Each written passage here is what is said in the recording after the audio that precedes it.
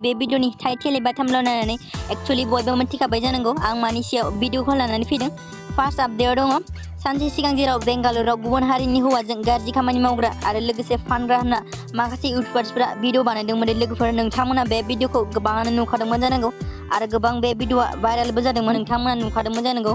दा लोगोफोर खोथाया जेराव बे भिडिअआ नुजानाय सिख्लाया सासे इउटुबार बेंज्लाय नार्जारिनाव कल खालामनानै माखासे खोथा बुंहरदों दे। नोंथांमोना बेंज्लाय नार्जारि इउटुब चेनेलाव थांनानै नायहैबानो जाबाय, नोंथांमोना नुगोन। एक्चुअली लोगोफोर बिथाङा मानि थाखाय कल खालामदोंमोन आं बुंनानै होनि। बिथां बेंज्लाय नार्जारिया बिथांनि सायाव भिडिअ लाबोदोंमोन दे, बेयाव बिथाङा फानग्रा होननायनि थाखाय रागा जोंनानै बिथाङा बेंज्लाय नार्जारिनाव कल खालामनानै बुंहरदों। बिथाङा कल खालामनायाव बुंहरनाय बायदिब्ला बयफ्रेन्ड गार्लफ्रेन्डनि थाखायसो बेबायदि गंसे रुमाव जमा थाफैदोंमोन होनना बिथाङा बुंदोंमोन। आं बेनि बागै जेबो बुंथ'ला दे लोगोफोर, नोंथांमोना बेंज्लाय नार्जारिनि इउटुब चेनेलाव थांनानै नायहैबानो जाबाय, कल रेकर्डखौ खोनासंनो हागोन।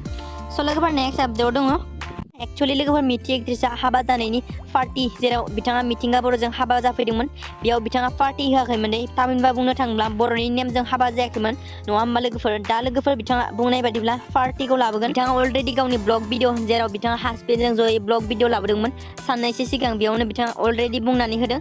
नोंथांमोना बे ससे क्लिप भिडिअखौ नायलांदो बिथाङा मा बुंदोंमोन। आरो बेफोर टपिकआ गोसोखांबा मिनिनोबो ओंखारो गाबनोबो ओंखारो, जा मिनिथावनासो।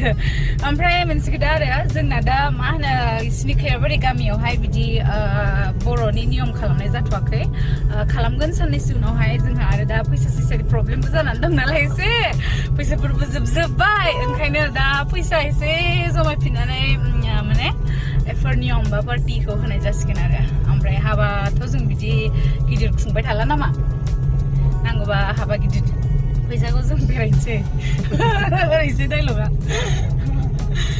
रायनांला दा रायजोफोर रायनांला जाबाय, बाब्रे रायजानो हाला आरो आयौ आयौ आयौ आयौ बेलेग मानसिबा दिन्दां